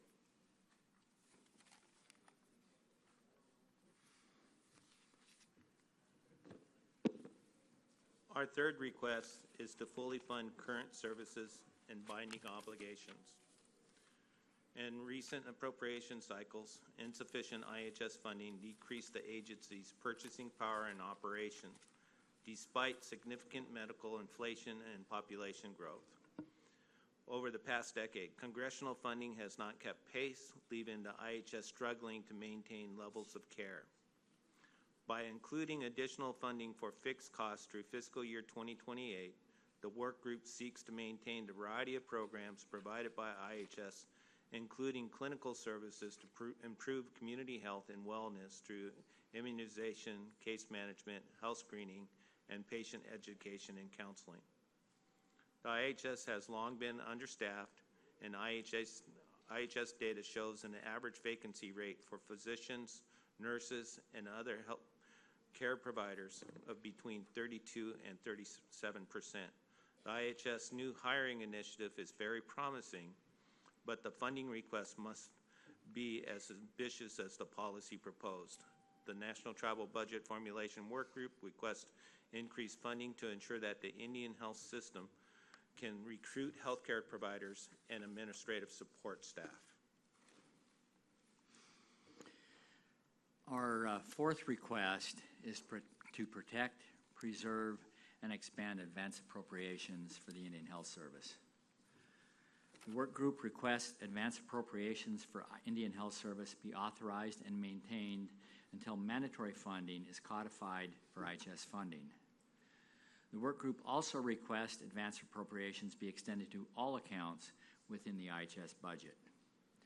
Since fiscal year 2023, Congress has provided advance appropriations to IHS, which has been life-saving, and we saw the importance and success of advance appropriations during the last government shutdown in October.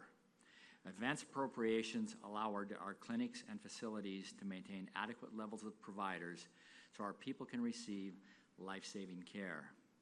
Advance appropriations support making Indian country healthy again, and we thank the Secretary for his work to ensure the administration knows the importance of this for Indian country. We request future investments into advance appropriations to continue serving our nation's first people. Our fifth request. This is to reclassify contract support costs and 105L lease payments to mandatory funding.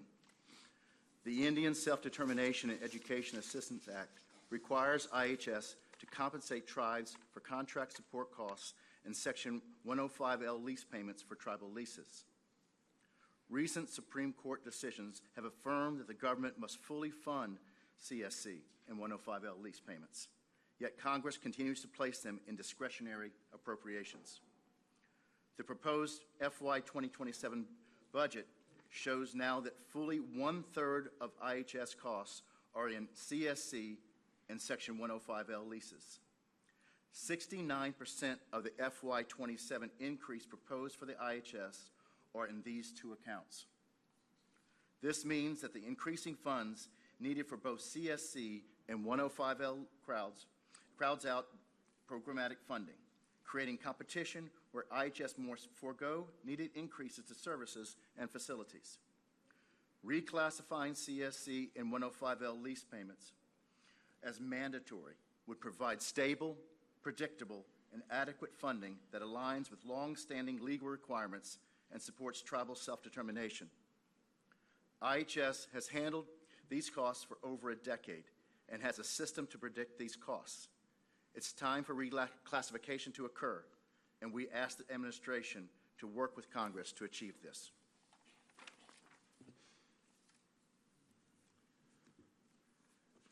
Our sixth request is to permanently exempt appropriations for or to all IHS tribes, tribal organizations, and urban Indian organizations for budget cuts, sequestration, and rescissions.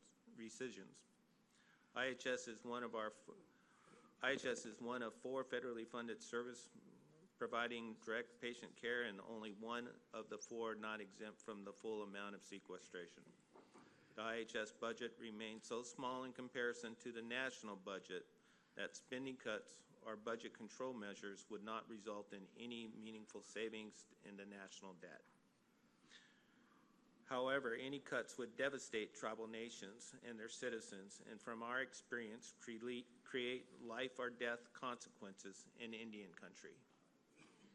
As Congress considers funding reductions in FY 28 or beyond, the IHS and tribal serving programs must be held harmless. As we saw in fiscal year 2013, poor legislative draft subjected our tiny life-sustaining IHS budget to a significant loss of base resources, resulting in lasting effects that can still be felt within the Indian health system. By the way, as we move on, what we're talking about is in the book there as our requests are outlined. Our 7th request is to safeguard special tribal provisions within Medicaid, Medicare, and the state's children health insurance programs. Nearly 50 years ago, Congress authorized the IHS and tribal facilities to build Medicaid for services provided to Medicaid-eligible American and Alaska Natives to supplement inadequate IHS funding.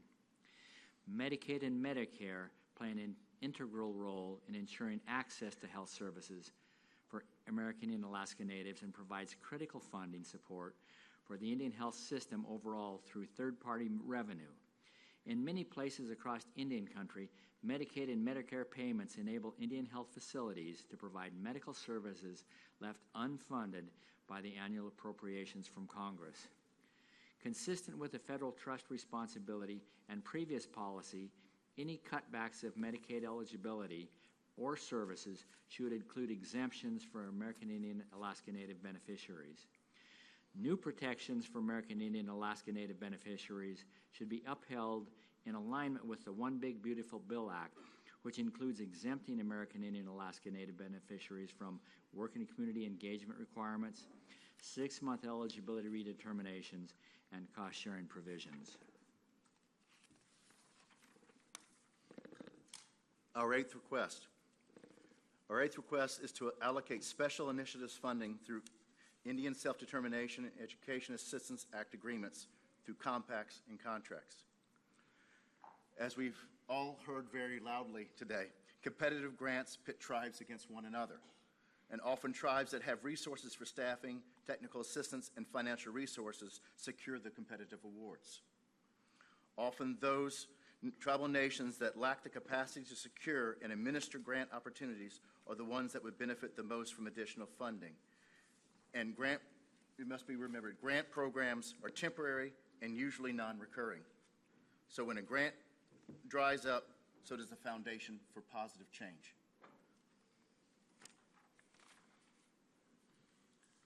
Our ninth request, in consultation with tribes, provide IHS the authority to reprogram funding to efficiently use federal dollars for its direct programming. As at issue is the ability of federal operated healthcare facilities and IHS headquarters to use federal dollars efficiently and adjust programmatic funds across IHS accounts, especially at the local service unit level. Fundamentally, the ability to direct resources is one of the tribal sovereignty and self-determination. Just because a tribe chooses to receive direct services from IHS does not mean it forfeits these rights. The work group requests that IHS be granted greater budget flexibility, especially at the local service unit level, to reprogram or transfer appropriations to meet health services delivery priorities in consultation with the tribes who receive services from that share of the IHS funding. Our 10th request is to provide meaningful, recurring, and non-competitive dedicated set-asides across health and human services for tribes, tribal organizations, and urban Indian facilities to build tribal public health infrastructure and expanding capacity. Competitive grants pit tribes against one another, and often tribes that have resources for staffing, technical experience, and financial resources secure those competitive awards. And oh, by the way, that means we leave the other ones behind. Often those tribal nations that lack the capacity to secure and administer grant opportunities are the ones that would benefit the most from additional funding. Aging and insufficient public health infrastructure continues to limit advancement in the American Indian and Alaska Native health outcomes. The work group requests recurring funding and flexible authority to support the development and strengthening of tribal public health infrastructure.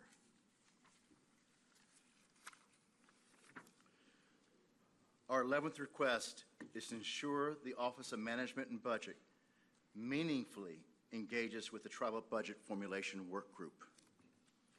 We just don't want the federal government to be checking a required box through pro forma meetings and engage us the entire way.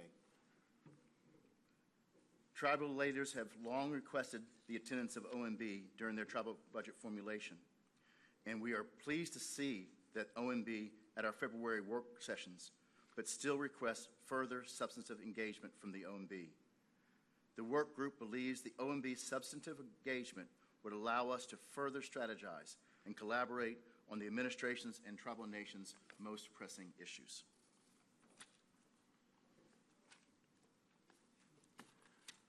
Fiscal year 2028 recommendation detail of changes. Clinical services. The work group recommends $56.19 billion for services, including clinical services, preventive health, and other services for fiscal year 2028. Hospital and health clinics remain a top funding priority. Indian country deserves top-rated care, and investments in hospitals and health clinics must reflect this. Other priorities include dental services, mental health, purchase referred care, and funding for the electronic health record system. The next item we're going to talk about is facilities. The work group recommends $7.6 billion for facilities, including maintenance and improvement, sanitation facilities construction, healthcare facilities construction, facility and environmental health support, and equipment.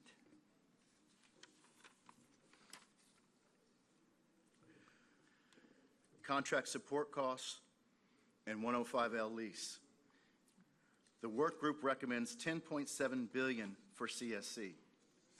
The FY24 enacted amount was only $1.05 billion. The work group recommends $947 million for 105L leases.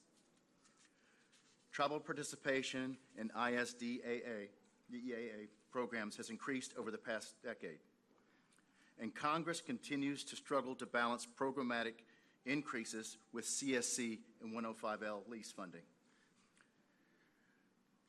since they are discretionary. This has been made more pressing by the U.S. Supreme Court ruling in Becerra versus San Carlos Apache Tribe.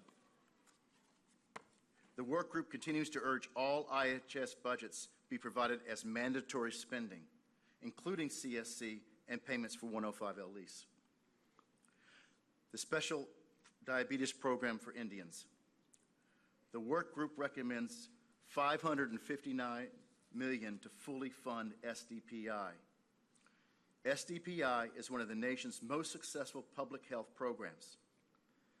Its success lies in the flexibility it provides tribes to design and implement culturally tailored programs that best meet the needs of their communities, leading to measurable reductions in diabetes and prediabetes.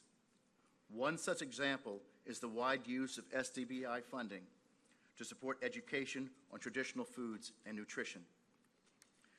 SDPI has been so successful that it has saved more than $520 million in end-stage renal disease costs under Medicare, and is a proven cost savings and efficiency to the government.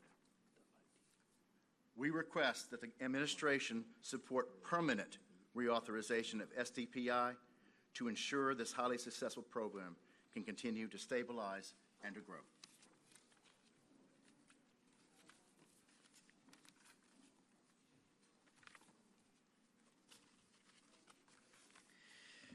Before we go to questions, and Victor's going to say something, I want to say that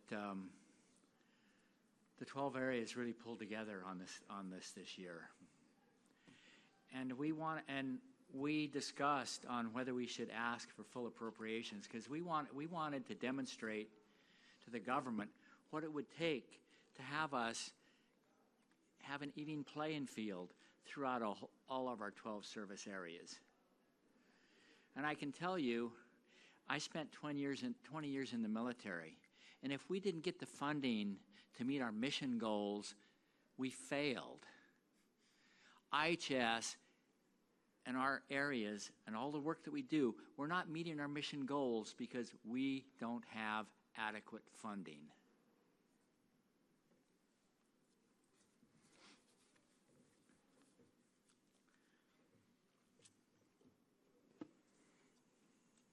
First of all, I just want to follow up with what Councilmember Cutts indicated regarding the 12 areas and coming in with their priorities and how they all get correlated into what everybody is agreeing to. You know, what is important is areas, as they come to negotiate what kind of budget is going to work best for them, they want their priorities heard. And what gets really frustrating is that when we start seeing a proposed budget come out that doesn't reflect the budget recommendations that we laid out. An example would be how facilities may be getting cut, but the HR system is gaining funding. And there's a lot of frustration around that in discussions. And so we have to be thinking about those type of things as we move forward. Although overall the budget is seeing positive growth, it's still under what our need base is. And we got to constantly continue to advocate for that. So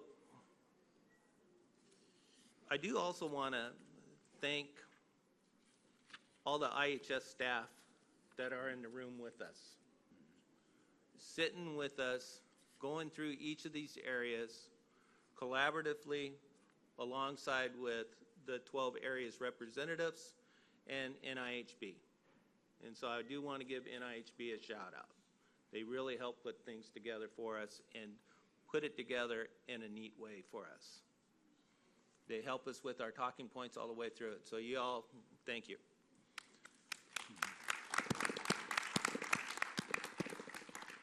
So we encourage HHS leadership and staff to review the written recommendations of the Tribal Budget Formulation Work Group and remain actively engaged with tribal leaders and health experts as we work together to advance Indian health care. The chronic underfunding of IHS has led to preventable poor health outcomes in tribal communities. Full of sustained funding is needed for improving health care outcomes for American Indian and Alaska Native populations. We remind you that the tribe nations are sovereign governments, and engagement must occur through a true government-to-government relationship that respects our authority and unique political status. Your sincere consideration for our 2028 budget is paramount to fulfilling the federal trust responsibility to the tribal nations. We also want to thank each of the areas that brought their budget formulation group together, because I can guarantee you they probably had the same hard conversations we had to have with each other.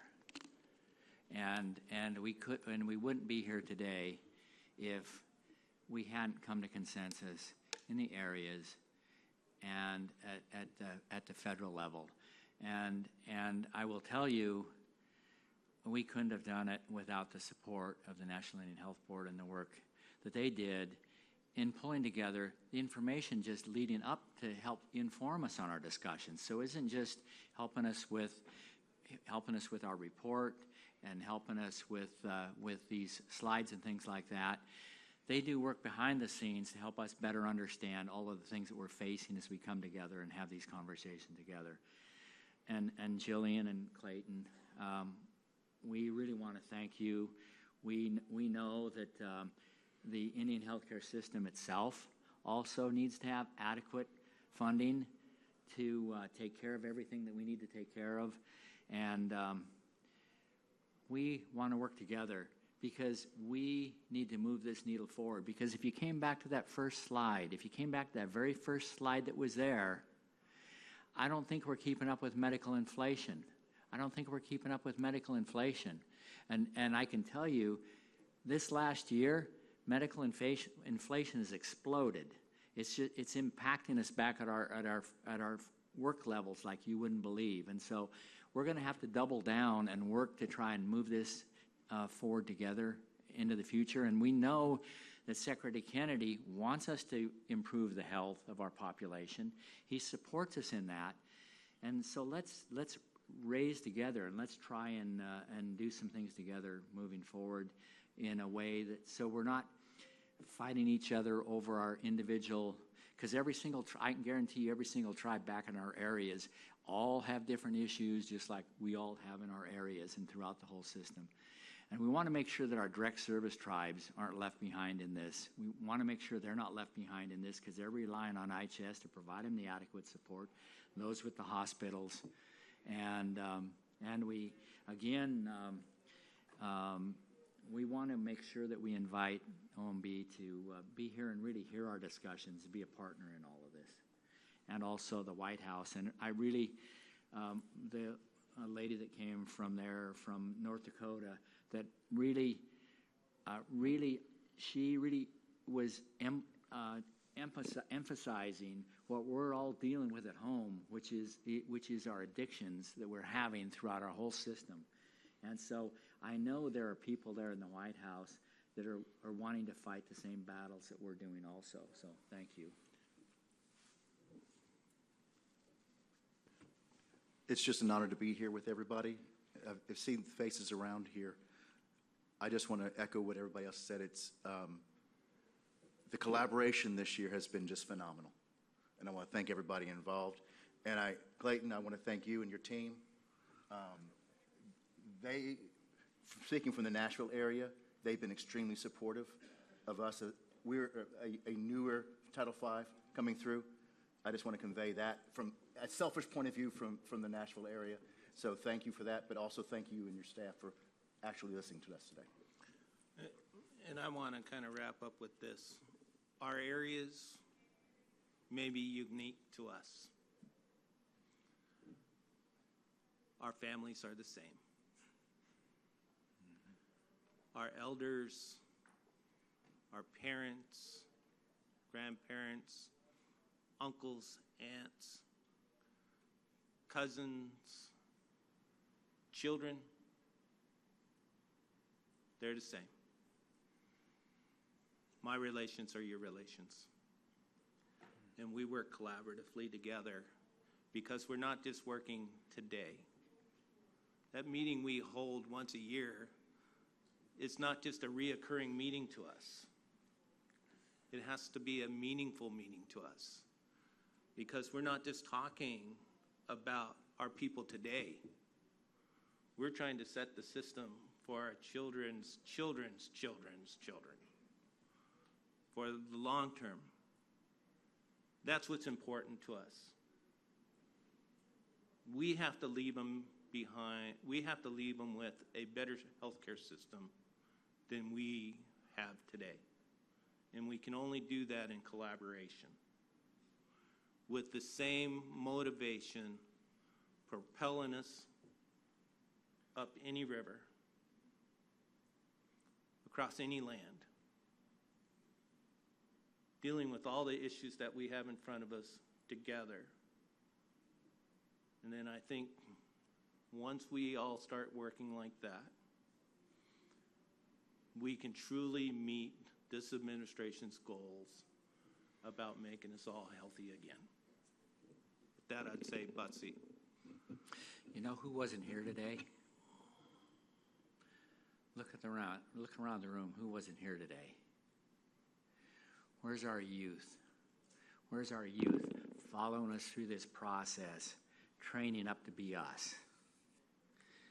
We should have had our youth in the room. Just saying.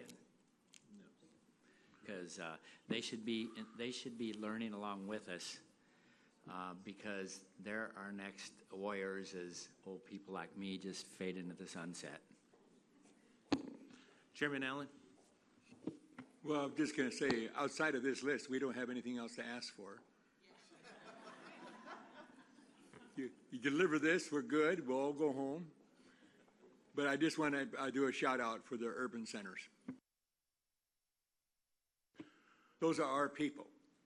Let's not forget, those are our people. They left the reservation for a variety of reasons, and you know, so they have a right to health care too. Yep. You know, many of them are there because they were sent there, and now they're there. But they were sent there by the government, and we shouldn't forget about them and leave them behind. Okay, with that, Mr. Cruz, Mr. Fulton, Ms. Curtis. Hey, thank you for the opportunity.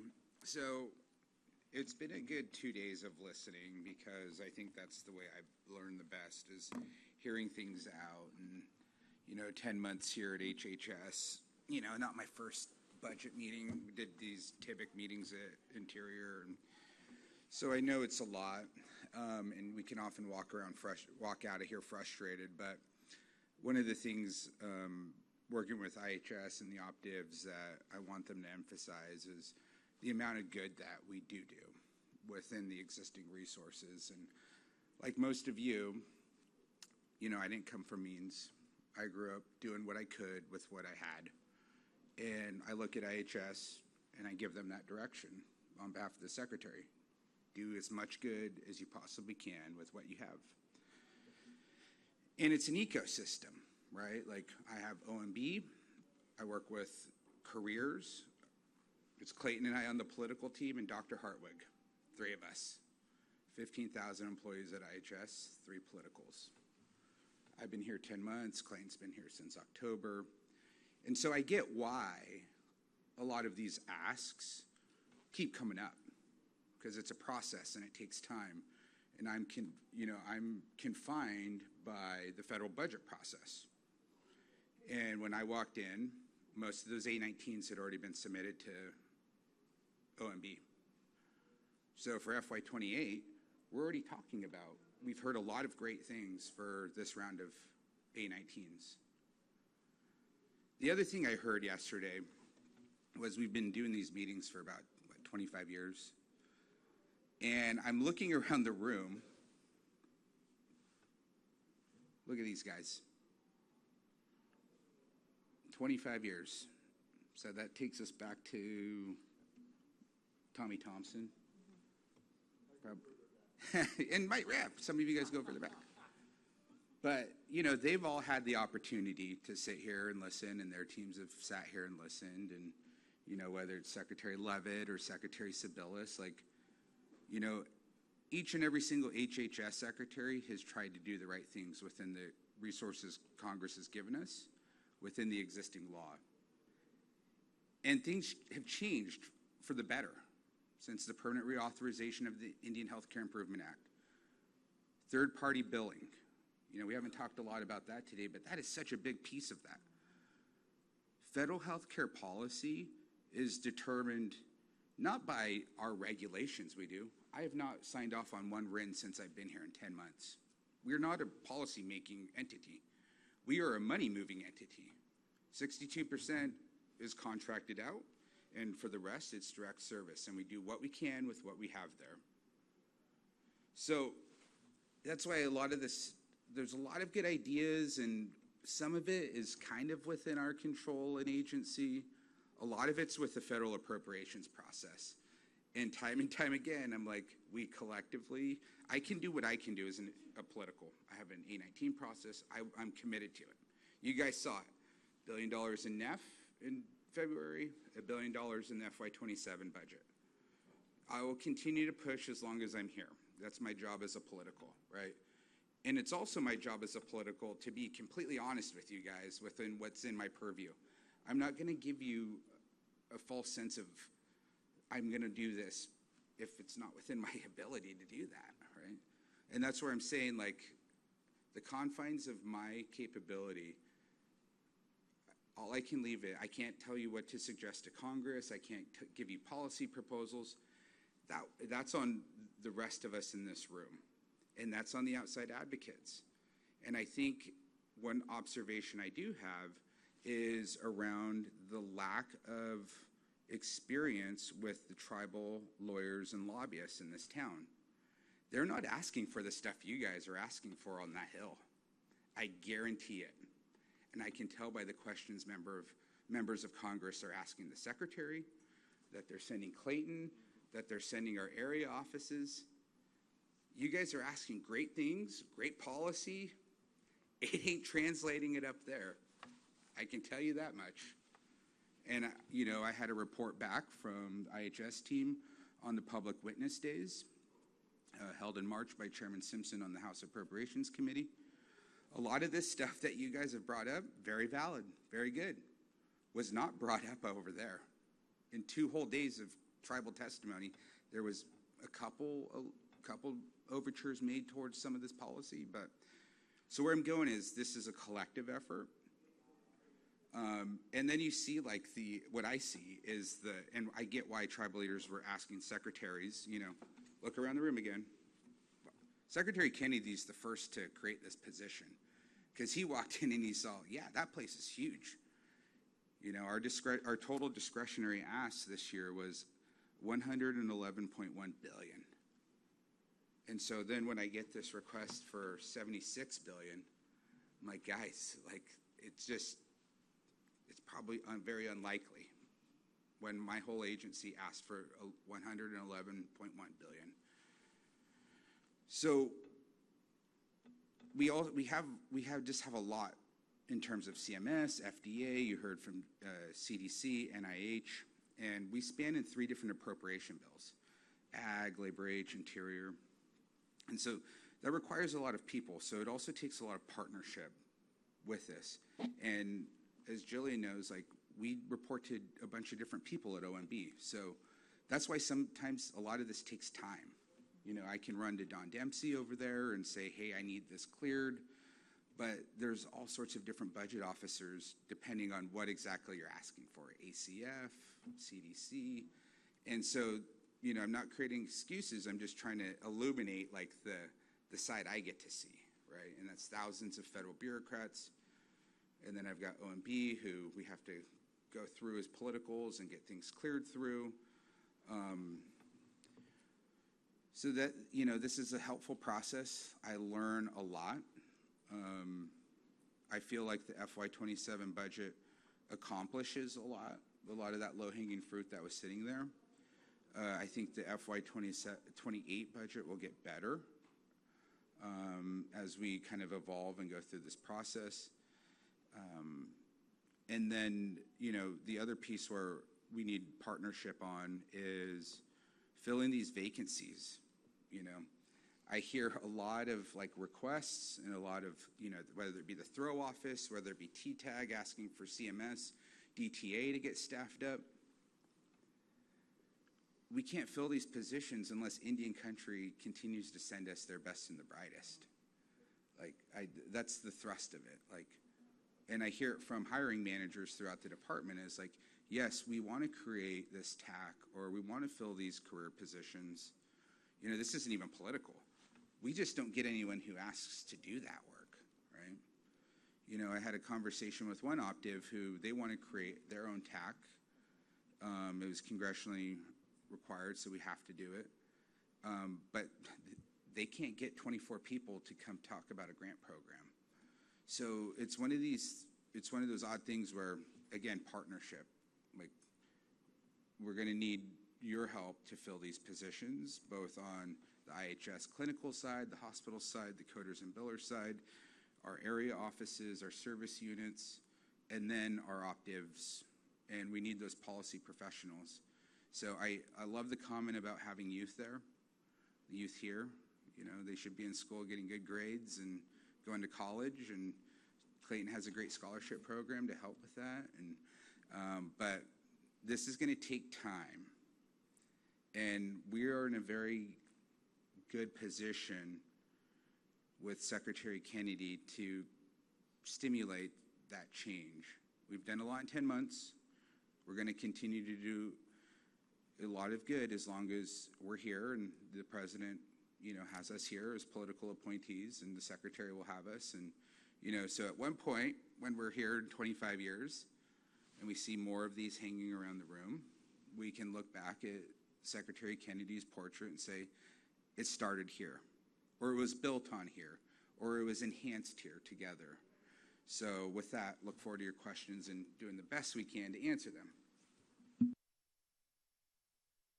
Well, thank you, Mark. I don't know how I follow that one up, but I think a lot of those same things. I think that's the question every day we have. We definitely talk about budgets and what's involved, and I promise you, we've never asked for less money, and not once. And so we're fighting that fight, and we will continue to fight for it, you know, alongside you as we continue to push to make sure those. But then the other aspect is, you know, I think probably the biggest push that Jillian hears from me quite frequently is, how do we execute better?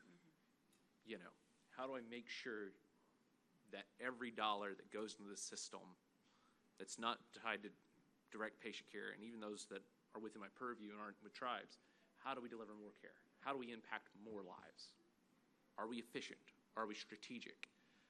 That's where a lot of my day lives. And so it is nice to step back and ask the bigger questions and look at, you know, some of those systematic issues that come alongside the budget. So we're going to continue to push. We're going to continue to try to make gains. I think we will continue to under the leadership of the Secretary, because I'll tell you, that FY27 budget that we have that's up $1.1 billion, it's because one man took action. One man drug that thing across the finish line and had the hard conversations to make it happen. And you know what I mean? And was able to make that. And so it is diligent effort. You know, a lot of the systematic issues that existed before still exist. They didn't go away. But I tell you, there's a commitment on the 6th floor of this building to make Indian health a priority and to make significant positive impacts in our communities. So, appreciate it. I'll happily return the floor, Chair, just in light of our hard stop at 3. Thank you. Chairman Allen. Well, I just want to, I appreciate both of you, and Jillian as well. You're always an immense helper on our budget challenges and understanding. One thing I asked Devin, which the good thing you said this can be a hybrid. So the politicals who are listening to our conversation today, yesterday and today, can look around and say, wow, that's kind of skimpy representation of Indian country. But a lot of Indian country can't afford to come here. And thankfully, we have a hybrid.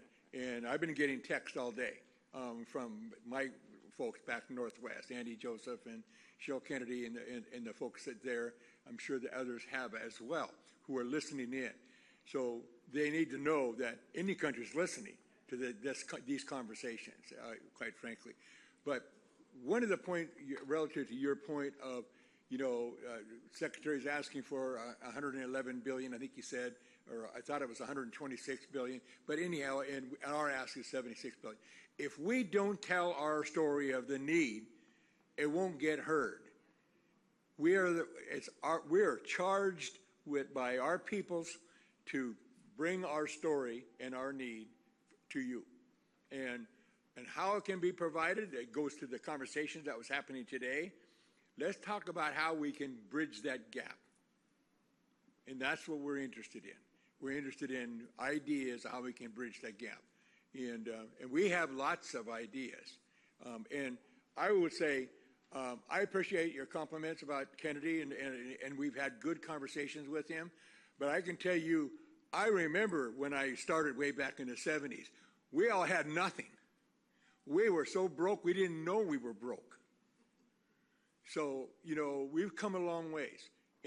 But as we keep coming further, we start realizing how much further we have to go.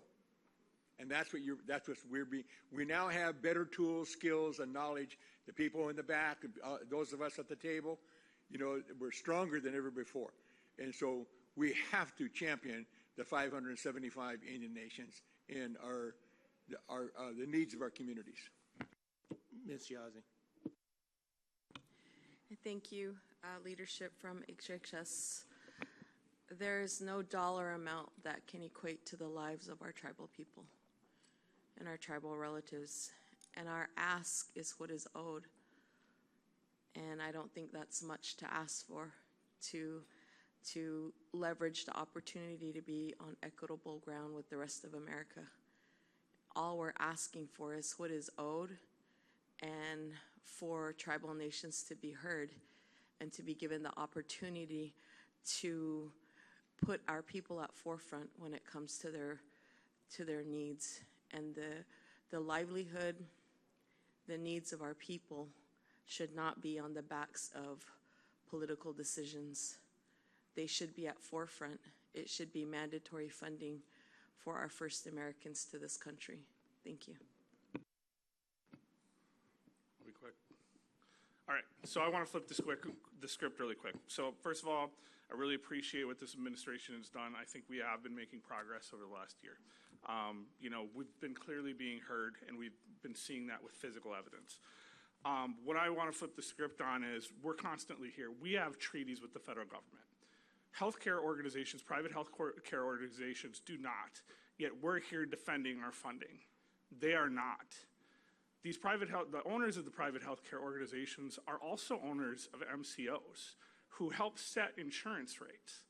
So they're collecting at the patient level, they're collecting at the insurance level. I think it's their time to defend why they're able to do this, and we have to continue to defend the little that we get when we have a treaty with the federal government. There are no treaties between private organizations, private healthcare providers, and MCOs. There are no treaties there. There are treaties with the federally recognized tribes of the United States. Miigwech.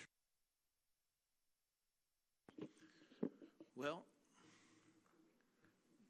we have some, please. I just wondered, when you stated that our asks aren't getting translated at the Hill, how do we get those asks heard? Yeah, I'm going to leave what I'm that to my saying. senior advisor. One of the things we did is we simplified this book so that because we were taking this big, thick book of things when we went, and they would look at it and they'd flip it, and it probably, so now it's more readable and more digestible, and maybe they'll also look at it when we have some conversations with them, maybe. Okay, we got one last comment, Governor, and then we're going to have to shut this down. Newe baikina aginko hiwana pundi hiwana sogiri ne wa we watsi oti he tankari ne wa we hapu ongepe ne wa we tarajia na muwagiri. Our ways, our language, our culture we're not going anywhere, and that's the key. The power of prayer is going to keep us together. You tried to eliminate us, and we're not going anywhere, and we're never going to go anywhere. And this trust responsibility has to be honored and respected. And my brothers and sisters here today, we're all sovereign. We're all citizens of the respective states, and we're all citizens of the United States, and we need to be respected and honored. Thank you. Okay, with that, we're going to stop. I want to thank everybody for being with us today, your time, your energy, your resources. For all the people that are online, thank you for spending your time and sending Chairman Allen all your comments. We'll continue to be looking at that. I do want to thank the staff for helping coordinate this, arrange it. And there's just a lot of appreciation for all the effort that goes here. I want you to leave with one thought. We paid the price. We have the right to ask for our need. Right? Okay, with that, let's have closing prayer. Anybody would like to close in prayer for us? Okay, please do. I'm going to ask Vice Chair. Okay, we'll yield to you, Chairman. Can you... Before we start, let's remember our past and also remember the future. No. I want to thank everybody for their time and their sacrifices today. Our federal partners, we appreciate you and love you, and thanks for fighting for us. I'm going to give thanks for this beautiful day and all the blessings. La da kua ka da kushkashka na tate topa na unchina maka dayan petu duta ki mi chante ta wopi da tanka la da kua ka da kushkashka wana de omanicha ki washte wopi da ichichia la da kua ka da kushkashka wana de chekia doa wopi da iki Ate wa kantanka wo pi da ichi chiedo hae we choni wa maya kucha wo pi da ichi chiedo hae Ate wa kantanka wo pi da ichi chiedo hae ate we choni wa maya kucha wo pi da ichi chiedo hae ho mitaku ye oase. Thank you. Thank you all. Have safe travel home. Yeah. Produced by the U.S. Department of Health and Human Services.